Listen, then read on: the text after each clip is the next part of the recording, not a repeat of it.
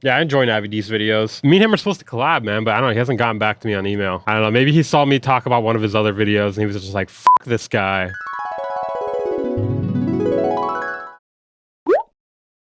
This Weaver guy. So this is a story I've never told publicly. Only a few people have even heard this story because honestly, it's really embarrassing, and for a long time, I just didn't want to talk about it. But today I'm going to share the story of how I fell for a music industry scam, lost my life savings, and quit. Okay, we gotta take bets. What do you guys think it's gonna be? Is it gonna be Unison Audio? Is it gonna be placements? Is it gonna be fake record label? What else? What other options are there? What do you guys think the scam is? Being a producer. You think it's Busy Work Beats masterclasses? Definitely placements, fake record label.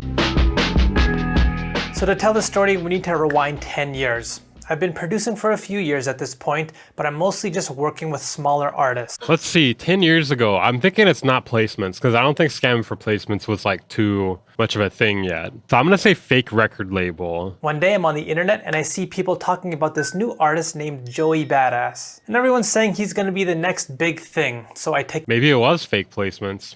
listen to his music and I feel like his style and mine are pretty similar. That'd be funny if it's like college. Niggas don't want war, I'm a Yeah, the producer scam to destroy my life. I went to college. Martian with an army of Spartans. So I decide to send him a bunch of my beats thinking, why not? Let's just see what happens. I look for his email on his Twitter page, send him some beats, and he actually ends up liking them. And we end up following each other on Twitter. Let's go. A few months later, he puts out a song using one of my beats, and the Let's go. song is called Underground Airplay with Joey Badass, Big Crit, and Smoke DZA. Ciao. He's got credits, guys. He's got credit.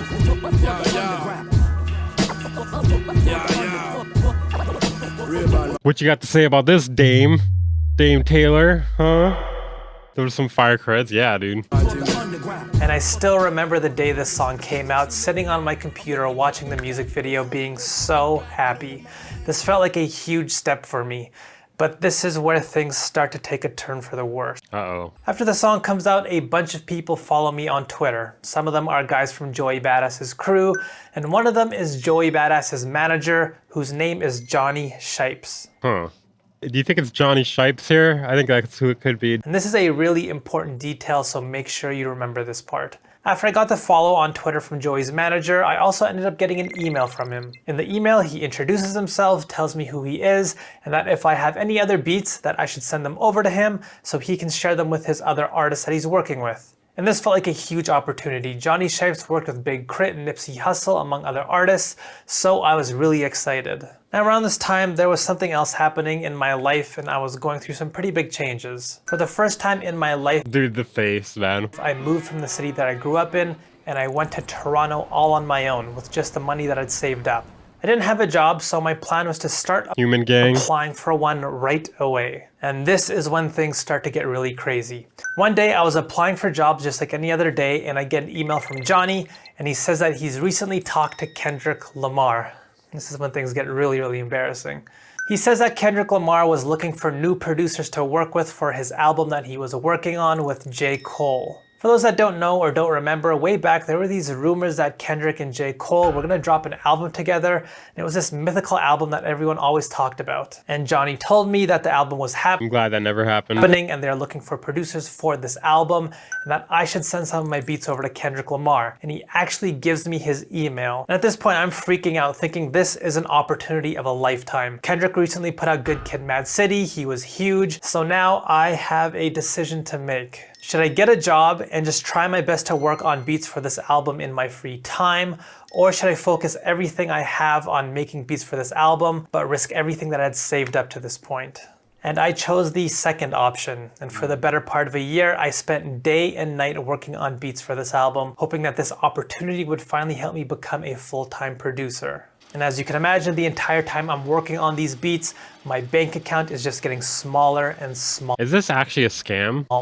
Now this is when things go Always like Navi D's production value in his videos, true. from bad to even worse. After spending a few months sending beats to Kendrick, he introduces me to this young singer that he was working with through email. And he suggests that she and I work together on beats. And at this point, I'm a bit confused, but I think, all right, let's just see what happens. I don't want to say no to Is it not really Kendrick Lamar? him. So she and I send music back and forth for a while, and I'm doing my best not to blow this opportunity. And then one day I get this weird email from her and I could not believe what happened next. Again, keep in mind, I've been spending months just making beats for this album and I've spent thousands of dollars of my own savings up to this point. So I open up her email and she tells me this story about how J. Cole actually came to her school that week to do some public talk or something in front of all the students, and how she actually got to meet and talk with J. Cole for like a split second, and while she got to talk to him, she brought up that she and I were the producers who were actually working on his and Kendrick's album. And J. Cole says, "What the hell are you talking?" She shows him the emails that Kendrick Lamar sent us, and J. Cole says, "I don't know who that is,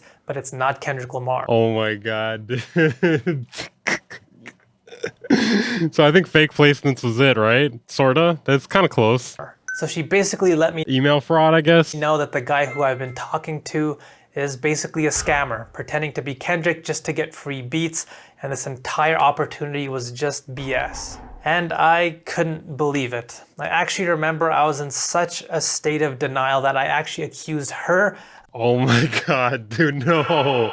No. No. He's accusing her now? of being the one that's trying to scam me, so maybe I stop working on the project, and that way she gets all the opportunities. And she was just like, "I don't care what you believe, I'm just telling you to help you out. Have a good life." And then just like that, she was gone. To this day, I still feel like a jerk for accusing her, but I just could not accept what was happening to me. So after this, I confront this fake Kendrick and tell him what the girl told me to see what his response was. And he basically just vanished into thin air once I asked him. So just like that, Wow. he was gone. It was all a big nothing, all a big waste, months of my time, and thousands of dollars So what about Johnny though? Did Johnny not know that this was that this guy was not legit? just all gone. But something still didn't add up to me. Why did Joey Badass, his manager, who is an established manager, send me this fake email address? So I email him and ask him what the hell's going on, and he also just vanishes. What the f? And that's when I finally realized it.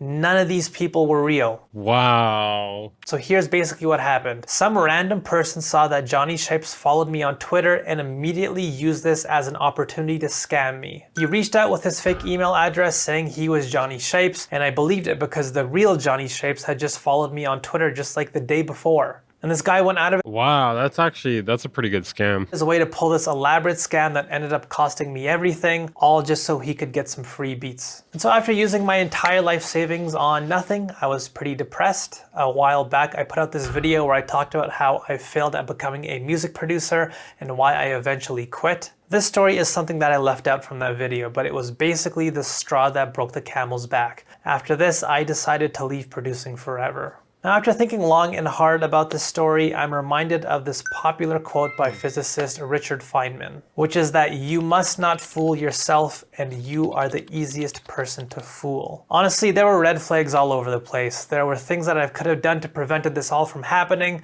but I wanted so desperately for this to be true, for this to be real, that I chose to ignore all of them. I fooled myself because of how badly I wanted to be a successful producer. And this is something that I see all the time. Producers getting Crazy. offered album placement opportunities. Nothing is real, not even birds. For sake, people are fucking slimy. Where is my boy Karma to take a fat shit on these people? It might have.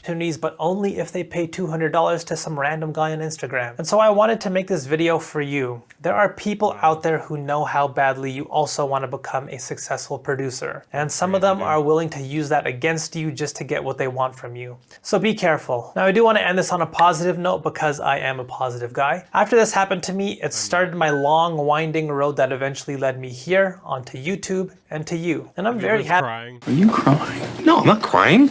You're crying. No, my eyes just itchy. I'm not a crier. I don't cry. I work out. Yeah, it's just so sad. It's just such a sad story. How could they take everything from him? With where I am right now. So bad things are gonna happen. It's just inevitable, but it's up to you how to respond and what you make out of it. So that's all I really have to say. That video that He's like, all right, so then I killed Joey Badass's manager. That's the end of the story, guys. And then I went to jail for 20 years. I talked about earlier about my experience working with artists and being a producer and things I did right and wrong to help you on your journey is right next to me if you're interested in watching that. Either way, I hope this video has helped you in some way. Wow.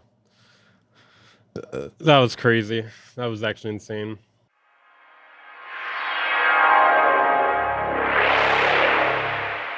Bang Incorporated.